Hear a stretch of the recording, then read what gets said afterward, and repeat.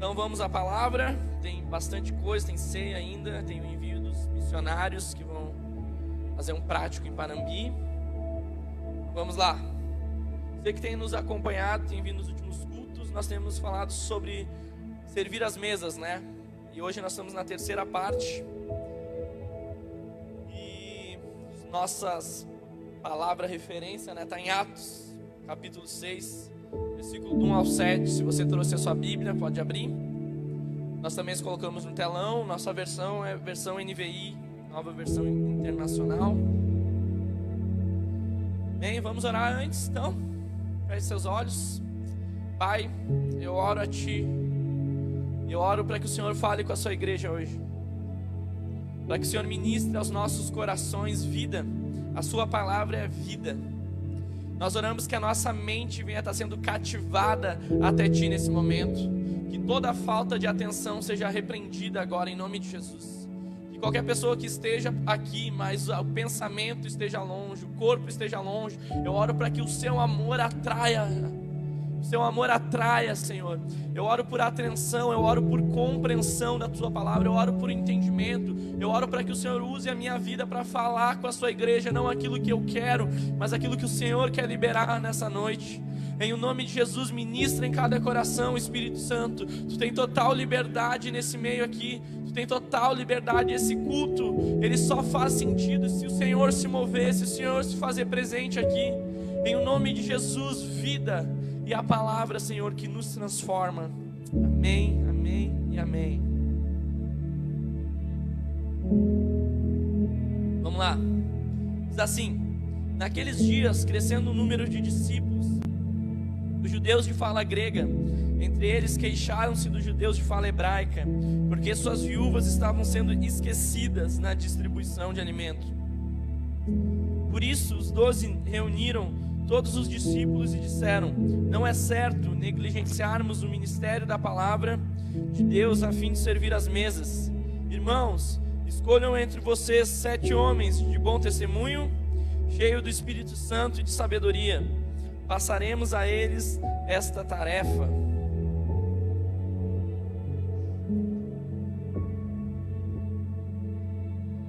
Então nós ministramos nesses cultos. Primeiro, a gente falou sobre a importância do bom testemunho na vida de um cristão.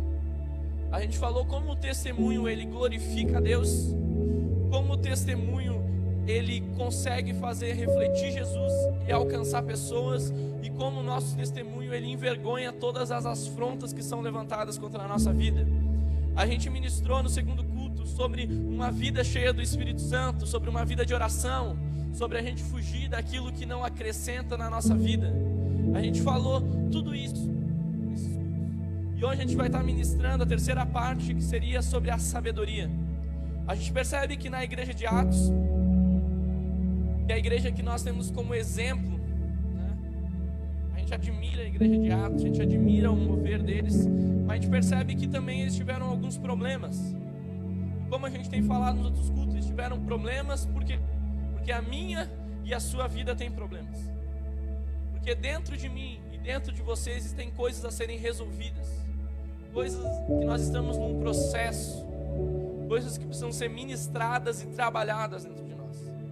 E quando nós estamos num tempo onde que a igreja está crescendo, onde que a igreja está avançando, naturalmente, não tem como nós fugirmos disso, vai vir problemas. E nessa igreja de Atos não foi diferente, assim como não é diferente hoje. Não é diferente para esse tempo. Porque vão vir pessoas aqui com diversos tipos de problemas. Vai vir pessoas aqui com problemas que você talvez nem saiba o que aconselhar ou o que orar. Ou problemas que você diga, mas isso não é possível acontecer. Acontece. Transtornos, fobias, depressão, a gente sabe que como o mundo em si está doente. A gente não sabe ainda o que nos aguarda pós toda essa pandemia. A gente não sabe os medos, as aflições, a situação financeira das pessoas, mas todas essas pessoas vão vir na igreja. Pessoas com diversas situações vão vir. O buscar uma resposta em Deus. E como que a minha vida e a sua vida vai estar preparada nesse tempo para servir essas pessoas? Como que nós vamos compartilhar da nossa fé? Como que nós vamos compartilhar e conseguir ser resposta para pessoas que estão querendo buscar Deus?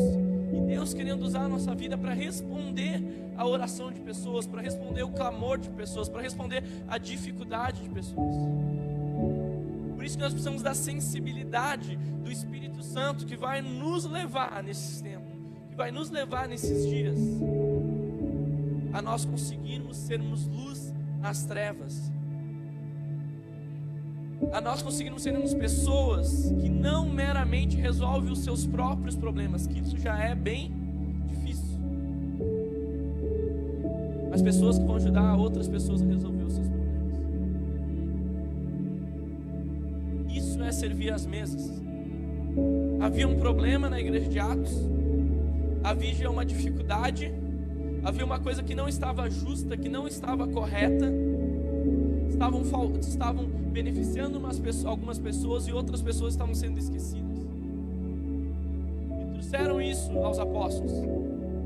Os apóstolos disseram: olha, nós não temos como resolver isso, mas nós vamos levantar no meio da igreja pessoas que vão dispor a sua vida a responder isso.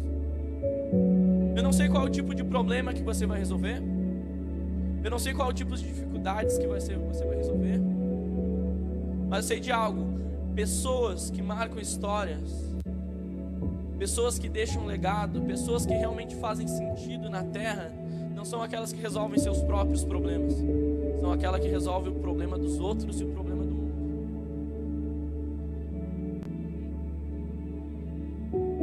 São aquelas que resolvem com os outros, aquela que vai além do que olhar para si próprio e olhar um evangelho para benefício de si mesmo, mas um evangelho que entende o que Deus está gerando na minha vida, as palavras que eu tenho recebido, o que o Espírito Santo tem ministrado, o que o Espírito Santo tem me curado, é para eu dispor tudo isso que eu tenho para conseguir ajudar pessoas e estender a mão. Sabe por quê? Porque um dia alguém estendeu a mão para você. Porque um dia Deus usou alguém para ministrar o seu coração, para ministrar a sua vida.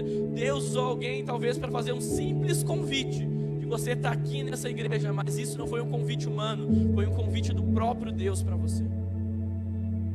E essa pessoa se deixou usada para isso. E Ele quer usar a nossa vida nesse tempo, nesses dias, para a gente conseguir responder a isso de uma forma correta. Amém? Então por isso que no meio da igreja eles tiveram que levantar, nós vamos levantar pessoas que vão ser usadas. Essas pessoas, para serem bons servos, serem bons ministradores, serem pessoas que sejam usadas de uma maneira correta, elas precisam ter um bom testemunho. Elas precisam ser pessoas que conheçam o Espírito Santo, que se relacionem com o Espírito Santo, assim como eles precisam ser pessoas que sejam sábias. O que é sabedoria? A gente precisa entender que essa sabedoria que a Bíblia nos traz, ela não é uma sabedoria humana, ela não é uma sabedoria natural, ela é algo espiritual. O natural seria que a gente pode pensar para distinguir um pouco, a gente pode trazer a inteligência. A inteligência, você não precisa propriamente receber algo divino de Deus, um mover do Espírito Santo. Você simplesmente tem pessoas que não creem em Deus, que não se relacionam com o Espírito Santo, mas a gente tem que admitir, são pessoas muito inteligentes, são pessoas que leem muito, são pessoas que têm embasamento, são pessoas que buscam isso daí. Por quê? Porque Deus fez um homem, fez a mulher, e Ele nos deu mente, Ele nos deu pensamentos, Ele nos deu cérebro, para a gente buscar essa inteligência. A gente tem essa capacidade que Deus nos fez assim. Isso é muito bom, é agradável a Deus que a gente busque isso. Mas isso pode ser natural, tá certo? É algo humano, é algo terreno. A gente pode trazer o conhecimento como algo baseado em experiências que nós temos na nossa vida, coisas que nós adquirimos autoridade. Normalmente os anciões, as pessoas mais velhas, são pessoas que elas têm muito conhecimento. Por quê? Porque a vida ensinou elas a crescerem. Elas são pessoas que têm propriedade para falar, que elas aprenderam com os acertos, que elas aprenderam com os erros, que elas caminharam, e a própria experiência trouxe a elas maturidade de vida e coisas de conhecimento no qual elas cresceram. Elas adquiriram conhecimento com o seu andar. Entenderam? Estão comigo? Diz amém aqui, vocês podem dizer amém, tá? Você diz amém, eu bebo uma água, me ajuda. Mas tem a sabedoria de Deus, e essa sabedoria é algo que vem do espiritual, é algo que vai além da inteligência, é algo que é além do conhecimento. A gente vê na Bíblia, em Tiago 1, versículos 5 a 8.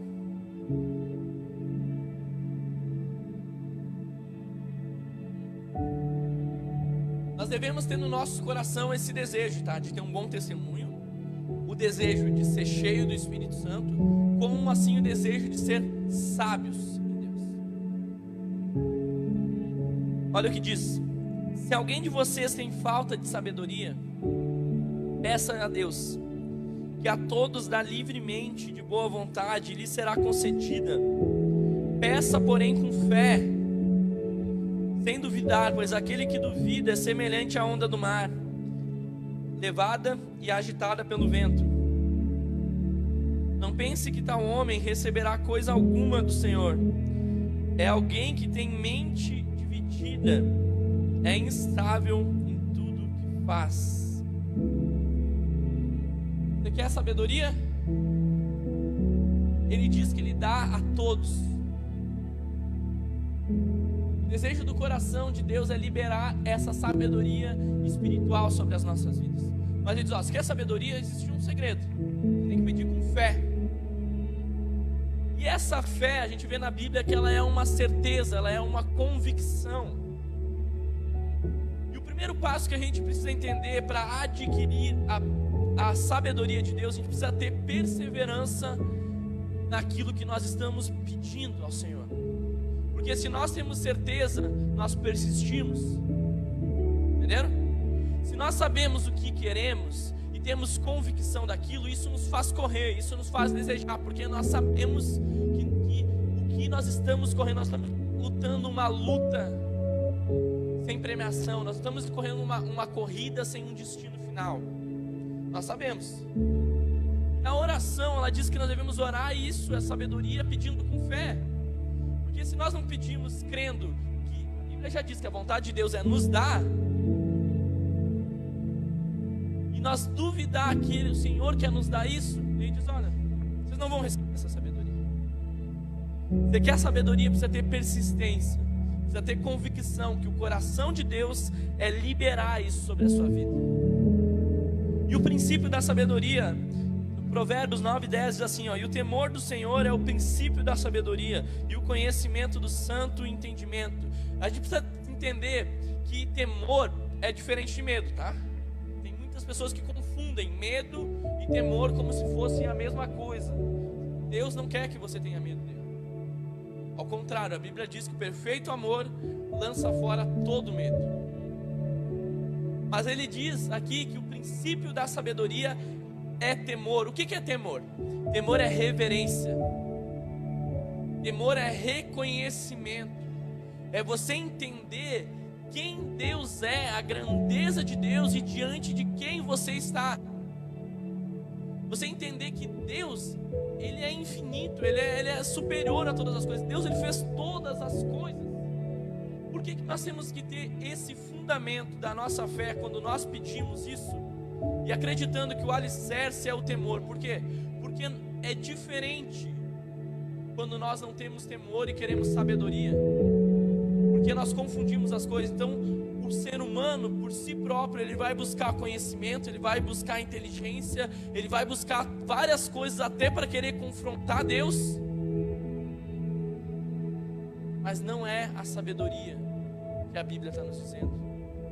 Muitas vezes essa coisa de buscar se torna até uma certa arrogância, uma certa prepotência. Nós vamos ver isso mais além. Mas o fundamento da nossa vida, se nós queremos ser sábios, tem que ser a partir de um temor, tem que ser a partir de quem nós estamos construindo. A nossa vida tem que ser a partir de Deus. Entende algo? Que nós recebemos de Deus isso.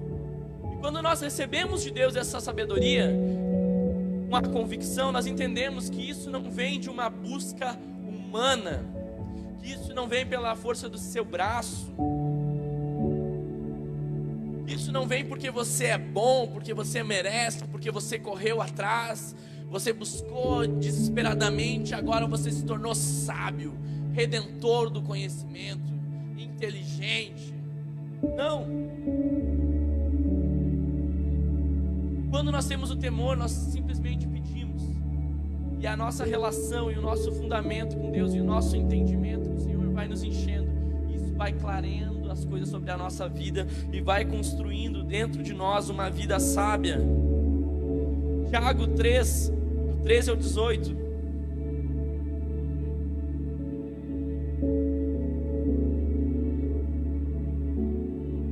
Olha o que diz.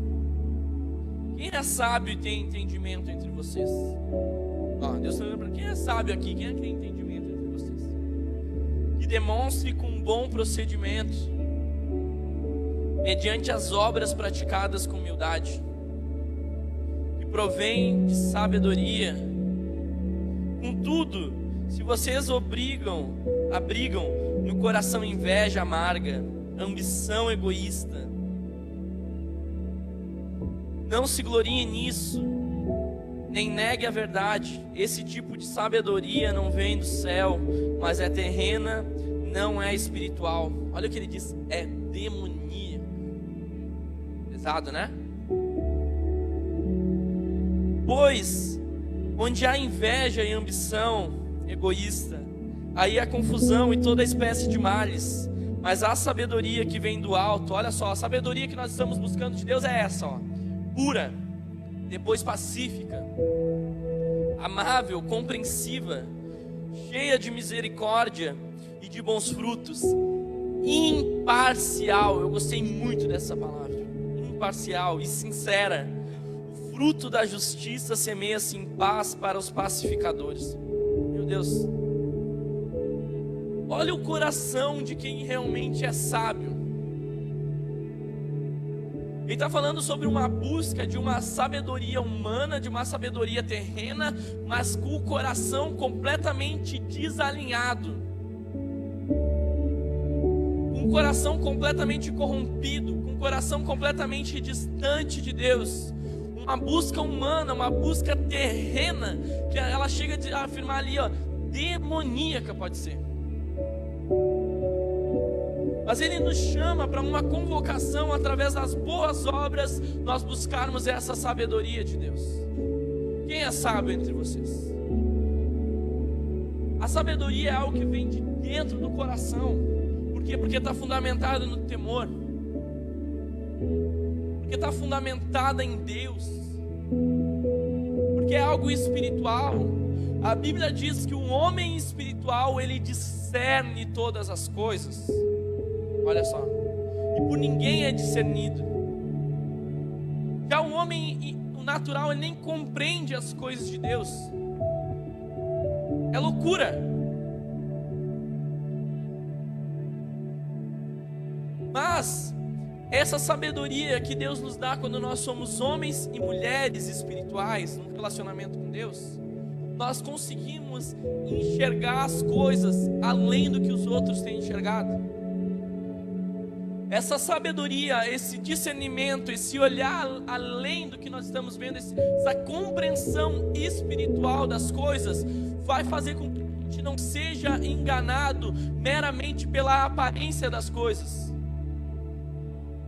O homem espiritual que discerne as coisas, ele não é influenciado ou enganado por conversinhas. Judas estava com Jesus o tempo todo. Você acha que Jesus foi pego de surpresa quando Judas traiu? Ele já sabia, meu irmão. Diz, olha, aquele colocar o pão aqui, o que vai me trair, eu já sei.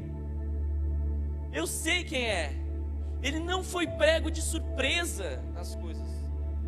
quando nós não temos discernimento, quando nós não temos essa busca em Deus, esse olhar em Deus, essas coisas do mundo, essa manipulação, sabe? Esse desejo humano e terreno de pessoas que usam de várias artimanhas para enganar, para ganhar em cima sempre, para fazer um montão de coisas erradas e muitas vezes em cima da gente ou em cima de outras pessoas. São enganados por quê? Porque não consultaram a Deus antes. Porque não foi fundamentada, porque aquele que está andando com Deus, Deus vai revelar as coisas. O homem espiritual discerne, o homem espiritual já olha além. Isso nós devemos buscar em Deus, com essa inspiração do Espírito Santo sobre as nossas vidas. Então nós devemos pedir com fé. Nós devemos ter um discernimento, uma compreensão, um entendimento que vai além a partir do fundamento do temor. 1 Coríntios 2, 6 e 7.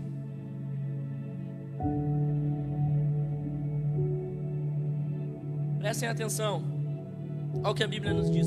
Entretanto, falamos de sabedoria entre os maduros, mas não da sabedoria desta era, ou dos poderosos desta era, que estão sendo reduzidos a nada. Olha só, os poderosos dessa era, aqueles que se achavam sábios, estão sendo reduzidos a nada. Pelo contrário, falamos da sabedoria de Deus, do mistério que estava oculto, o qual Deus preordenou, na verdade, antes do princípio das eras para a nossa glória. O que essa carta está nos dizendo?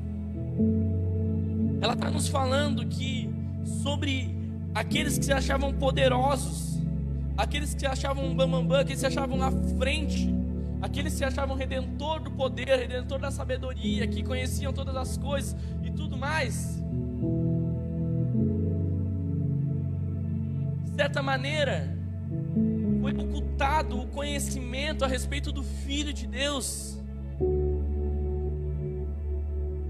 Jesus, ele se reduziu tanto, a sabedoria de Deus se reduziu tanto, esse conhecimento, esse mistério de Deus oculto, qual os profetas do Antigo Testamento liberavam palavras, a qual lá, desde a época de Adão, que Deus dá uma palavra que diz que da barriga da mulher sairia alguém que pisaria a cabeça da serpente. Desde aquela época a gente vê as promessas, esperando por Cristo, essa revelação. E quando Cristo se apresentou, ele se tornou um homem tão normal, nascido numa manjedoura, andando entre as pessoas, sentando com os pecadores, a ponto das pessoas pegarem a sabedoria, o mistério de Deus, aquilo que, e dizer, não pode ser esse, não pode ser. Os religiosos da época que liam, sabiam de cor, o Herodes, Pilatos, aqueles que estavam com o Império Romano dominando e ganhando com o maior império, aqueles homens com seus exércitos, aqueles homens cheios de sabedoria que se achavam redentor do conhecimento, o Filho de Deus veio na terra. E vocês sabem o que esses homens fizeram, esses poderosos? Crucificaram Cristo. Eles crucificaram o conhecimento, eles crucificaram a sabedoria, eles crucificaram o mistério oculto que foi desvendado. Jesus se tornou tão pequeno a ponto de olharem para ele e dizer, esse não pode ser Jesus, esse não é o filho de Maria, esse não é o filho de José, esse Jesus não estava aqui com a gente aqui agora há pouco. Como que esse pode ser o Filho de Deus agora? Ele se tornou tão simples, tão humilde.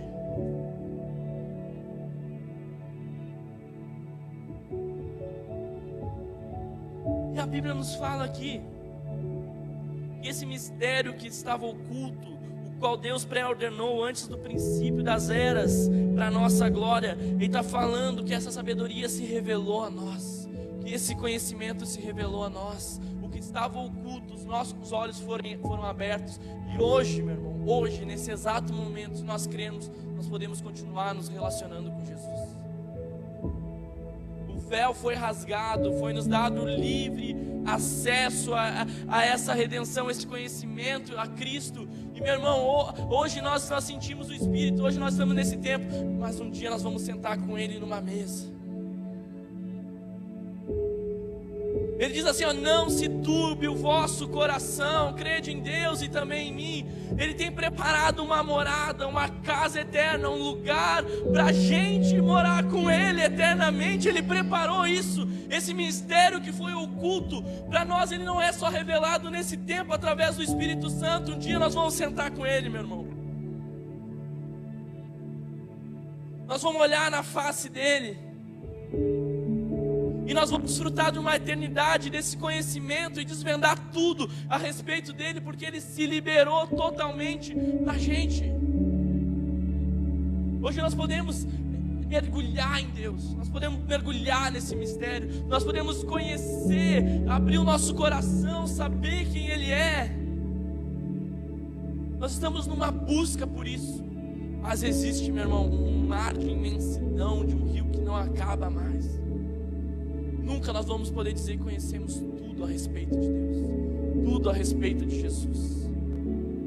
Existe muito mais para a gente conhecer. Por mais que você leu a Bíblia, sei lá quantas vezes, por mais que você ora tantas vezes, por mais que você jejua, existe mais de Deus e de Jesus para ser liberado sobre as nossas vidas. Existem coisas que você sabe. Existem palavras que foram ministradas ao seu coração, que Deus é Pai, que Deus é amor, que Deus é bom. Você sabe que só faltou essa revelação, porque você só está no intelectual. Faltou algo espiritual, revelação do que é a paternidade de Deus, o que é o amor de Deus, o que é andar com Deus, o que é viver com Deus, o que é a gente entender a autoridade do Espírito Santo que habita dentro de nós. Isso é uma revelação, é uma luz, não é um conhecimento humano, não é letra, é algo que é gravado dentro do nosso espírito. Eu estou falando com você essa noite de coisas espirituais que vêm de Deus. E é o que Ele quer liberar sobre nós, meus irmãos. Olha só, Mateus 11, 25.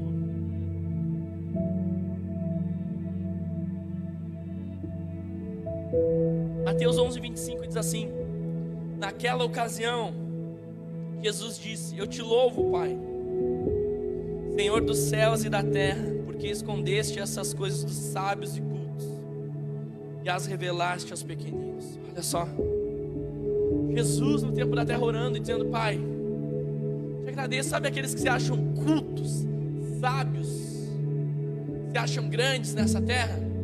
Você escondeu isso. Mas sabe os pequeninos que somos eu e você?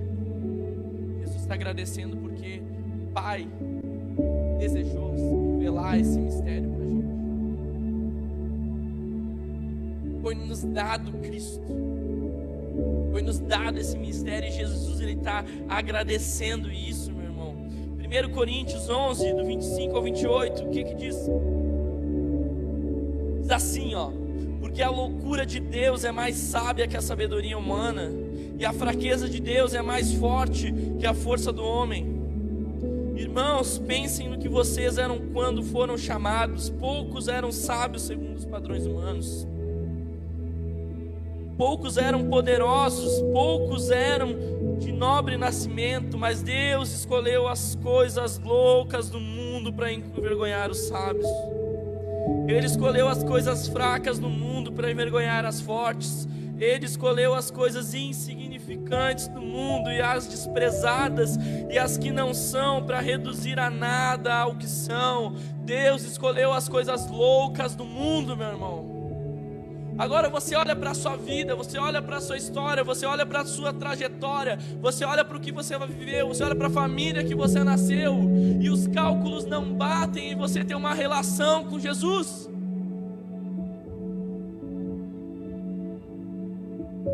Porque ele escolheu, por que ele resolveu escolher aquilo que não são? Aqueles que sabem que não é na força do braço. Por quê? Para a gente não ter orgulho, soberba, vaidade, achar que é pela nossa força do braço. Não, é porque Ele fez algo em nós, e porque Ele vai fazer grandes coisas através de nós.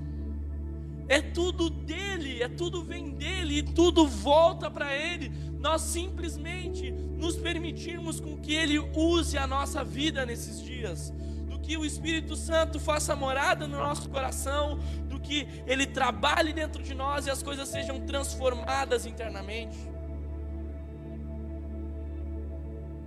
Ele usou a nossa vida para confundir. Não, tu não podia ter se convertido, meu irmão. Tu se converteu. Tu acredita em Jesus? Não pode. Não, podia ser qualquer um, mas você. Deus faz isso na nossa vida. Ele faz isso na nossa vida. Fazendo isso com um testemunho tão real e tão vivo. Porque essa é a sabedoria de Deus. A sabedoria de Deus é algo que nos leva além. E a sabedoria se revela. Essa sabedoria começa a construir coisas fundamentadas e vivas dentro de nós. Nós precisamos de coisas de Deus profundas, não coisas humanas e terrenas. Nós precisamos enxergar além. Tem uma parábola que diz que um homem, ele no fim ele pensou: nossa, eu tenho grande colheita, grandes coisas. Eu vou pegar, eu vou trabalhar, e eu vou conduzir um grande colheita, e eu vou guardar nos meus celeiros, porque daí quando eu tiver bastante, eu vou poder descansar na minha vida, e eu só vou desfrutar daquilo que eu busquei a minha vida toda. E a Bíblia diz que aquele homem correu e conseguiu chegar até um certo lugar. Mas sabe o que aconteceu? Ele não conseguiu desfrutar. Porque quando existia o tempo de desfrutar, Jesus disse: tolo, hoje procurei a sua alma. Ou seja, ele construiu algo, ele correu algo humanamente pensando que seria o melhor, e adquiriu um montão de coisas, e depois no final da sua velhice ele ia desfrutar, e ele não conseguiu nem desfrutar. Por quê? Porque ele esqueceu de perguntar qual é o desejo de Deus. Porque o fim do desfrute só era ele mesmo.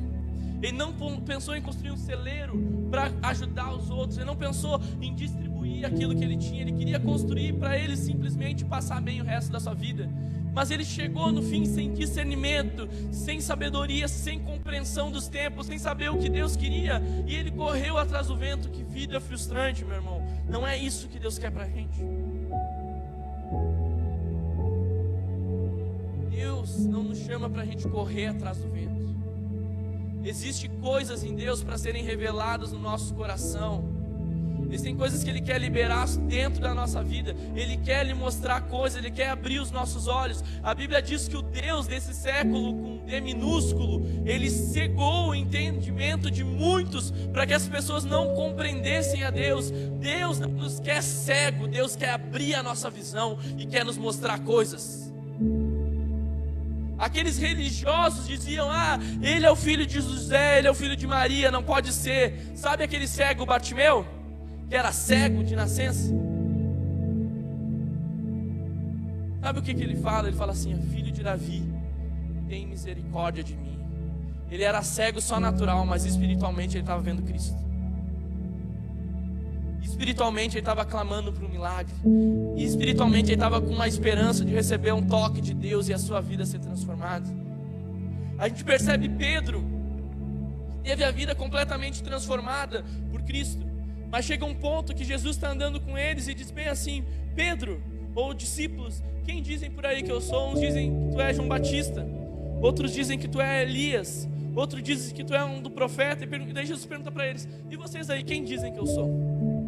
E Pedro diz bem assim: tu és o Cristo, Filho do Deus vivo. Jesus disse: olha, tu falaste bem.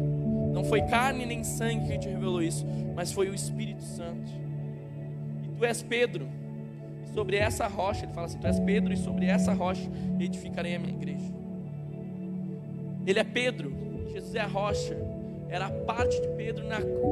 Pedro era uma parte da construção, porque ele nos fez pedras vivas. Deus nos fez da construção daquilo que Jesus iria construir naquele tempo. Jesus é a rocha, Pedro é uma pedra da construção. Mas a gente precisa entender que esse mesmo Pedro, que teve uma revelação de quem era Cristo, esse mesmo Pedro que agora foi dado um destino para ele, e ele foi o homem que liderou a igreja. Jesus começa a ir mais profundo no conhecimento e nos mistérios. Olha só, ele nos chama para mais perto. Ele começa a dizer: olha, legal, foi até um patamar, tu chegou até um lugar, Pedro. Mas olha só, eu preciso morrer. Meu destino, meu propósito, eu preciso ser levado na cruz. Eu preciso dar a minha vida, eu preciso ser moído, eu vou sofrer. Esse mesmo Pedro, que acabou de ter uma revelação e algo profundo em Deus, ele olha para Jesus e diz assim: tu não vai morrer, Jesus. Tu não pode, eu me oponho a isso. Jesus olha para ele e diz assim: ó, Satanás, se afasta daqui, porque tu cuida das coisas dos homens e não das coisas de Deus. Olha só, estão comigo?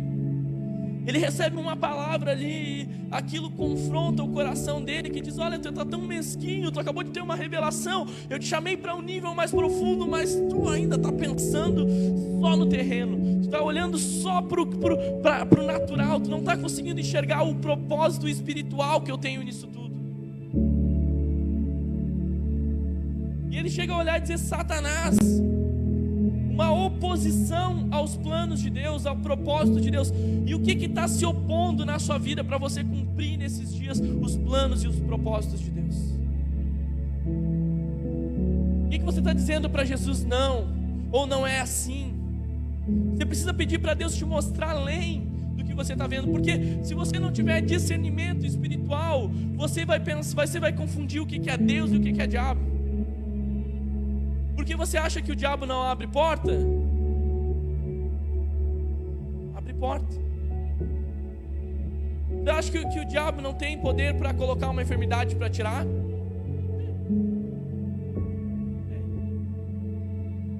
Para colocar na miséria? Tem. Para prosperar de uma maneira tem.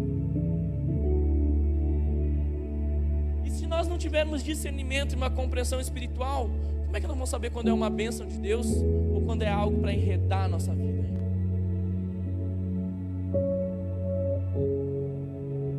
Quando que nós vamos estar fundamentados em Deus para a gente não estar ansioso e desesperado? Por isso que ele diz: não se anseie por coisa alguma. Porque aquele que está ansioso, é facinho o diabo abrir uma porta e você achar que é bênção de Deus. Você está ansioso, desesperado, o diabo diz: vem.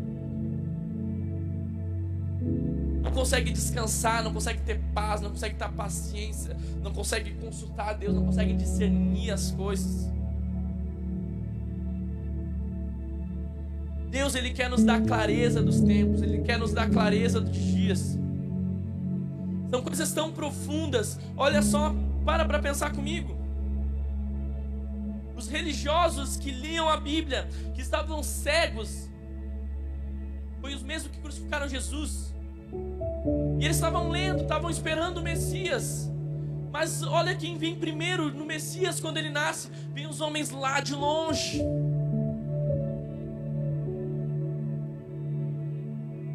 Com muitas caminhadas, vem os magos lá de longe, de outro lugar.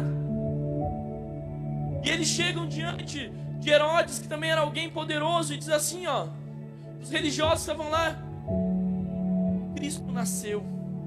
E eu vim ver onde é que está o rei aqui. Aqueles que buscavam, que estavam esperando, não entenderam, mas aqueles que estavam lá no longe, eles discerniram, eles viram uma luz, eles tiveram uma compreensão dos tempos, dos dias, e eles foram se achegar diante de Jesus e adorar Jesus na sua nascença, naquele berço lá. Viram além. Deus, Ele quer expandir a nossa visão, Ele quer que a gente olhe além, Ele quer que a gente busque as coisas além. Você está olhando as coisas pequenas, ok, pode parecer pequeno hoje, mas o que Deus vai fazer no fim é grande. Você que está iniciando algo, você que está começando algo, você precisa estender a sua visão, você precisa pensar grande, você não limita o poder de Deus, mas coloque tudo e apresente tudo diante de Deus. A Bíblia diz assim, ó: não despreze os pequenos começos. Você quer viver grandes coisas em Deus? Quer desfrutar de grande conhecimento de Deus? Não despreze o que Ele já tem dado para você.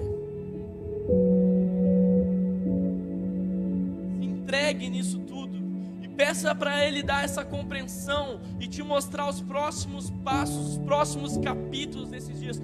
Porque nesse tempo, para a gente servir as mesas, nesse tempo de escuridão e de desespero, nós precisamos de uma igreja sábia. Nós precisamos de homens e mulheres convictos da sua vida, de homens e mulheres que saibam o que está fazendo.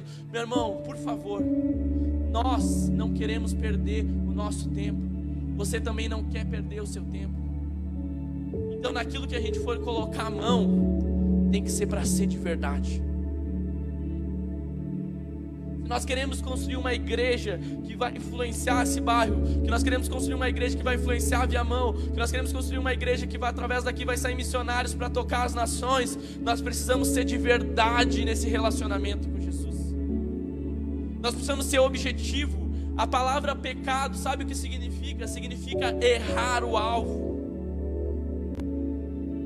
Ou seja, você foi chamado para um foco, você foi chamado para uma direção, e você não conseguiu acertar aquele objetivo. Você errou o alvo, você pecou. Então nós não podemos nos preocupar com as distrações, com as coisas que vão nos fazer perder o foco. Nós precisamos que Deus nos dê visão e nos aponte daquilo que você quer, que Ele quer da nossa vida, daquilo que Ele quer de você. Você quer a sua família salva? Existe um foco, existe uma direção, existe um caminho de Deus para isso. Você quer que a sua empresa prospere? Existe um foco, existe uma direção em Deus, existem princípios a serem feitos, que você não tem como burlar o processo de Deus. Você quer que você vença em algumas dificuldades da sua vida? Jesus vai te ajudar. Nós precisamos buscar isso. E meu irmão, Ele quer liberar isso essa noite sobre nós. Homens e mulheres sábios, homens e mulheres com convicção daquilo que foram convocados em Deus nesse tempo. Homens e mulheres que vão servir às mesas. Homens e mulheres que não vão resolver só os seus problemas, mas vão ser sábios o suficiente para serem bons conselheiros, para serem pessoas que vão estender a mão, para serem pessoas que vão ser objetivas e entender o que o Senhor está impulsionando e levando o seu coração nesses dias. Nós não temos mais tempo para perder. O salmista diz assim: ensina-me, Senhor, a contar os meus dias, porque os dias passam, nós temos uma vida só, nós precisamos entender os dias. Já está acabando mais um final de semana, nós já passamos mais do que metade do ano, ou quase na metade do ano.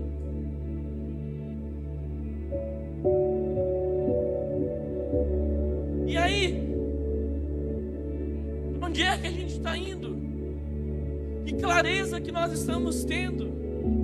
Ou nós somos levados por qualquer vento, nós somos levados por qualquer movimento, nós somos levados por qualquer oportunidade, nós somos levados por qualquer coisa que vem, e qualquer coisa nos tira da presença de Deus, qualquer coisa nos tira de andar com Jesus, porque a gente não consegue perseverar com a sabedoria que Deus tem nos dado. Não é essa a vontade de Deus para a nossa vida.